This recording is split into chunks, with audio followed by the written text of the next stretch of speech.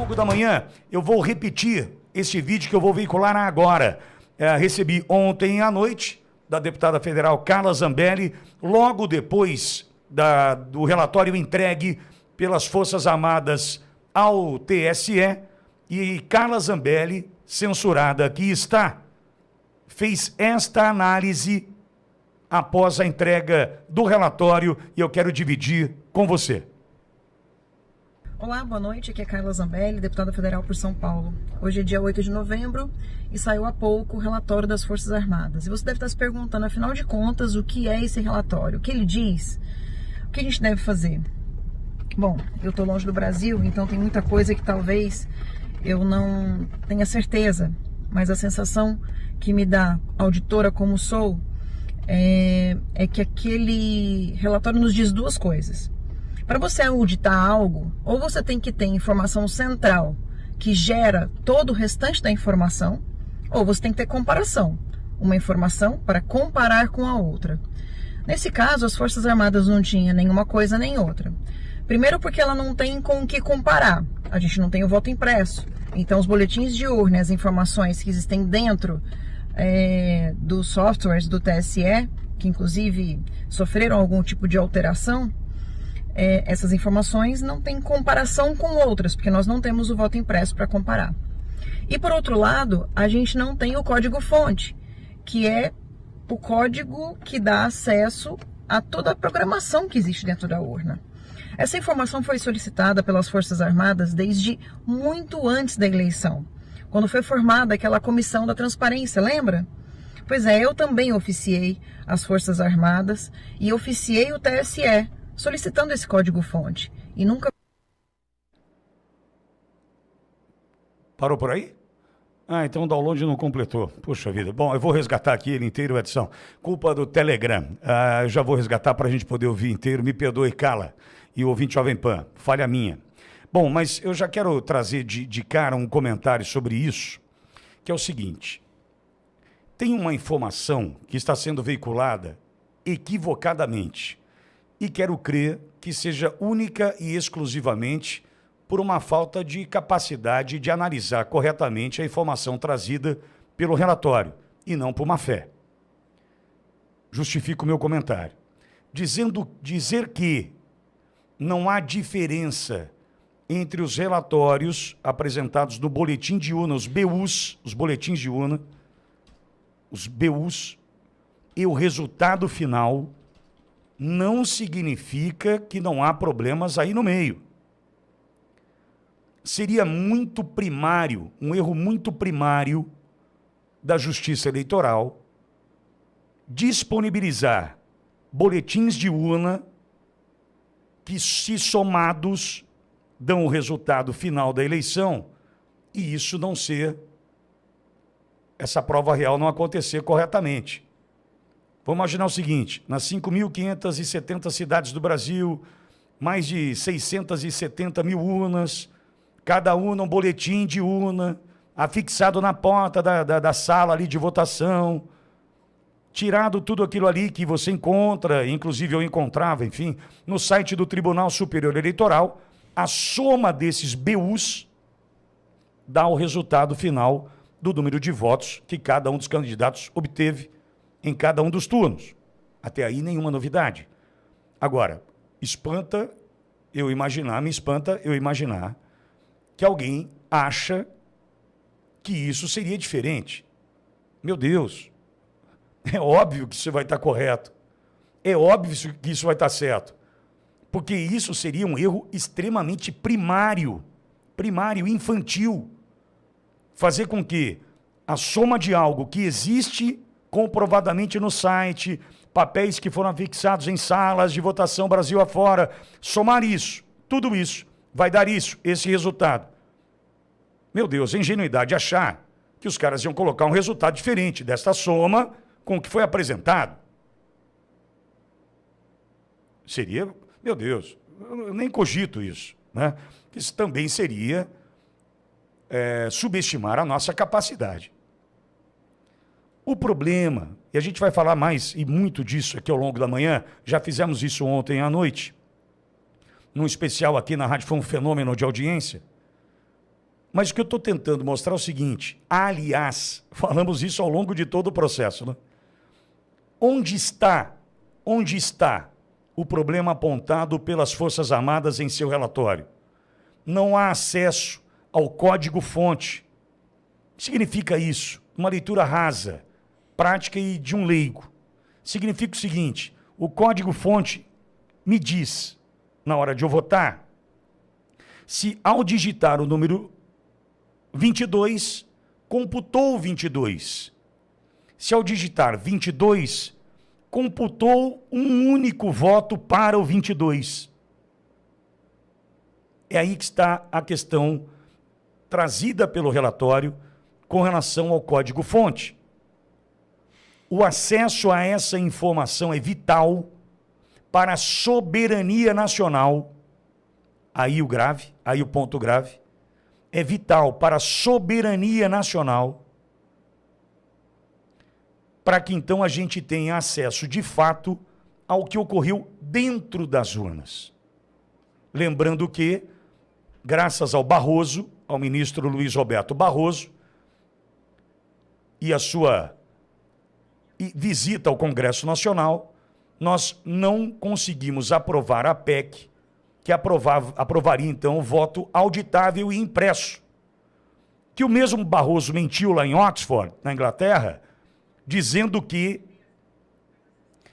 nós queríamos retroceder a cédula, ao voto em cédula. Mentira, foi desmentido por 2 brasileiros. Mas em função de não ter a possibilidade de auditar o que nós depositamos na urna, o voto que nós depositamos na urna, justamente em função disso, as Forças Armadas dizem o seguinte: eu não tenho condição de atestar se está tudo certo com as urnas, porque eu não tive acesso ao código-fonte. Nesta rádio, há pouco, um dos nossos comentaristas da rede, Diogo Schelp, diz o seguinte: olha, foram as Forças Armadas que perderam o prazo, porque o Tribunal Superior Eleitoral disponibilizou até outubro do ano passado o acesso ao código-fonte. Não subestima a gente, não. Faz isso, não. Tudo bem que a gente tem uma cara de mané, uma cara de songo-mongo, mas não faz isso, não. Faz isso, não. Uma linha, dentre 18 mil linhas que tem o código-fonte, uma linha alterada muda tudo. E alterar uma linha de um código-fonte pode acontecer agora. Entra lá. Um programador faz agora essa alteração. E o tribunal deu a condição de ser apurado este assunto até outubro do ano passado, um ano antes do processo eleitoral. Meu Deus! Não subestima a gente, não. Então, o que o Exército está dizendo é o seguinte: nós tentamos, entretanto, não tivemos todas as informações necessárias para realizar o trabalho que nós precisávamos realizar. Ontem à noite, aqui nessa rádio, no especial Eleições e a análise com relação ao relatório, nosso comentarista Cláudio Coffari, que deve chegar em instantes aqui para somar a bancada, fez um alerta com relação à preocupação dele deste acesso negado ao código-fonte. Quando a gente trata de questão de soberania nacional, é porque estas informações não fornecidas a quem tem que nos defender, sim, coloca em xeque todo o processo. Reforça movimentos nas ruas, reforça a dúvida, reforça algo que é fundamental num processo como esse. Estamos vivendo um momento de falta de transparência, que é o que a gente só quer, transparência. Só quero que me contem o seguinte: estava tudo certo, está aqui o código-fonte, digitou 22 na urna, caiu 22, digitou um único eleitor, um voto. Agora, repito, veículo de comunicação que está dizendo que o resultado está confirmado, ou é incompetente, ou é safado. E eu reforço o motivo pelo qual estou defendendo essa ideia.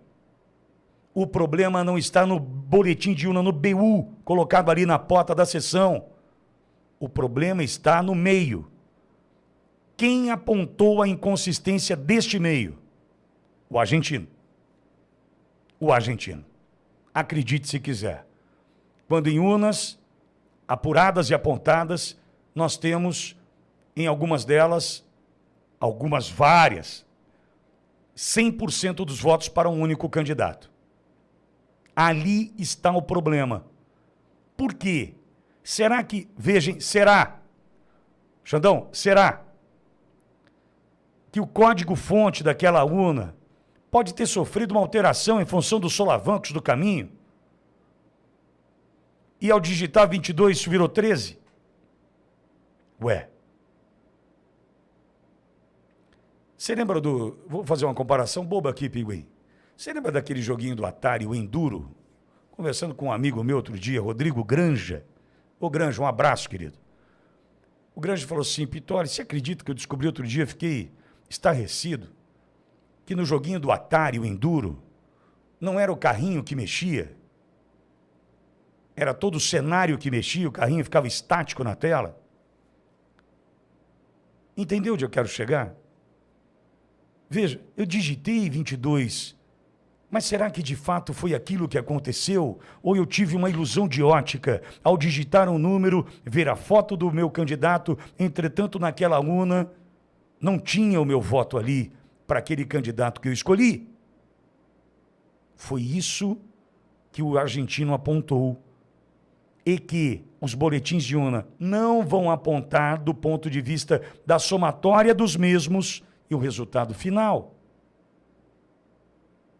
A gente não pode fazer nenhuma leitura equivocada disso, do ponto de vista de, relatório chulé, tá relatório fraco. Não, um relatório formal e técnico, cumprindo as prerrogativas, e eu entendo que esse é o caminho, essas formalidades tinham que ser cumpridas pelo ministro da Defesa. O relatório está aí. E o relatório está pedindo urgência na criação de uma comissão com profissionais da sociedade e também fiscalizadores, para que a gente então entenda de fato como se dá o voto dentro da urna. Porque o que teve chance de apurar, o Ministério da Defesa apurou. Rodrigo Constantino ontem no Twitter foi muito feliz. Eu convido os fiscais para um trabalho, uma fiscalização no meu restaurante. Só que eu impeço os fiscais de entrarem na cozinha. Não vai dar certo.